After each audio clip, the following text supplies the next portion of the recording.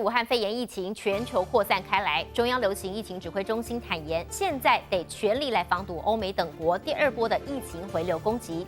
不过，日前确诊的澳洲音乐家入境台湾时，他只有咳嗽、流鼻水，加上也不是来自疫区，又距离原定认为的发烧、咳嗽、倦怠等等典型症状有一段的距离，因此当时被诊断为是类流感，并没有安排采检，这恐怕也成为未来在临床上非常大的挑战。另外，对于埃及政府指说当地邮轮上新增的12个确诊个案，这源头疑似是来自台籍的女游客，我们的指挥官陈时中也严正驳斥。出国搭邮轮沿途欣赏尼罗河美景，不过埃及政府6号公布，在一艘船上新增12例武汉肺炎无症状确诊个案。外媒引述埃及卫福部发言人说法，指称病源疑似是台籍美国女游客散播病毒。中央流行疫情指挥中心对此严正驳斥。哪一个是传染源，那还必须要稍微把那个时序还有各个情况都把它弄清楚。用台湾的旅客当作传染源，我觉得那样的一个想定未免太草率了一点。根据先前疫调资料，台湾第39例患者在1月29号到2月21号跟团到杜拜、埃及旅游，行程结束前20号就出现喉咙痛、咳嗽症状。2月28号在台就医采检通报，隔天确诊。我国立即通报世界卫生组织，被列为指标个案。至于和个案同团的14名美国友人，也先后出现疑似症状，研判是遭到埃及导游传染。他们是认为说可能是在埃及开始感染的因为他们的当地的导游最早发病，我们是最先发现的这个我们的国人染病，然后有通知的世界卫生组织。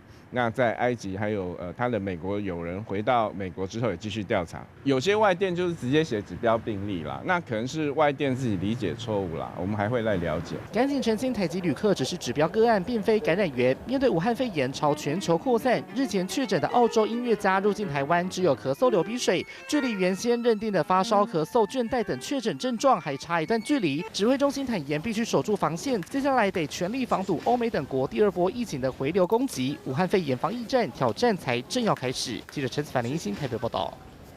因武汉肺炎，虽然新竹市目前还没有出现确诊，不过地方医院超前部署，动员了5大医院，针对一旦出现首例确诊来进行沙盘推演。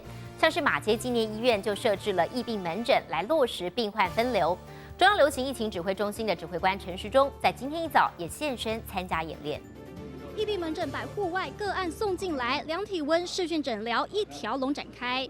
因应武汉肺炎，新竹市马偕纪念医院来真的沙场推演，超前部署，制定应对首例确诊的 SOP。阿中部长亲临现场，左看右看，简报听得入神，最后给几分？考试还没考完呢，不急着打分数了。我们继续考。马拉松没跑到最后就不能放松，毕竟音乐家染病现成破口。埃及政府还把邮轮群聚矛头对准台湾，内忧外患，第一波守住了，防御第二波要有定心丸。如果今天大家都顾虑到生活都可以不要台湾封岛，可是日子还很长，社会还要继续过。那周遭人目前来讲，我们的亲密接触者我们也会去查，不过看起来目前的情况还好。强调最新的案45还要密切关注，时钟从台北指到新竹，全力上攻，防疫大作战马不停蹄。记者徐志谦、陈映如干尔地 SNG 小组新竹报道。口罩实名制度购买上路至今呢，仍然有不少民众想买口罩都得要排队。政院呢现在也关注到了口罩热点出现的问题，决定要推出口罩实名制2.0。行政院副院长陈其迈表示，目前口罩的产量是稳定的提升，为了让大家可以更便利买到口罩，现在已经跟政务委员唐凤研议，要运用科技、大数据来改进配售的方式，之后会尽快提出相关方案。大排长龙等着买口罩，口罩实名制上路后，仍有不少口罩热点供需难摆平，问题浮现，中央也有看见。哪一些药局发放比较多，哪一些药局发放比较少？那也就是说有一些是属于热点，怎么样能够更方便能够让民众还有更便利的方式。礼拜一我们最后再把所有的细节全部都把它定案之后，再对外宣布。加紧脚步，力推口罩实名制2.0，运用科技、大数据，结合健保资料库、健保药局分布，把这段时间累积的资料好好分析，改进口罩的配售方式，让大家更方便。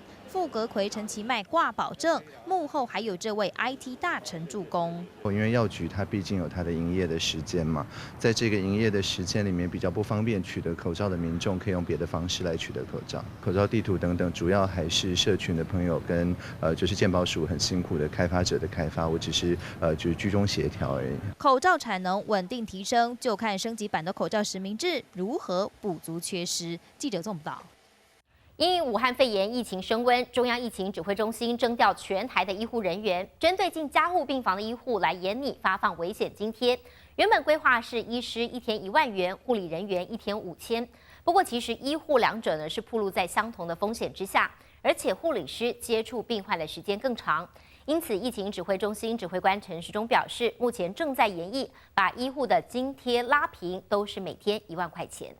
医生1天的补贴金额是1万块，但是护理人员1天只有5000元的补贴啊，这样有点劳逸不均。备询台上，疫情中心指挥官陈时中被问到中央征调全台医护人员，针对要进加护病房的医护发放危险津贴，初步规划医师1天1万元，护理师1天5000块钱津贴。但其实护理师接触病患时间更长，拿到的津贴却更少，公平性引发质疑。医生跟护理同仁应该是要一致的，因为你会知道24小时。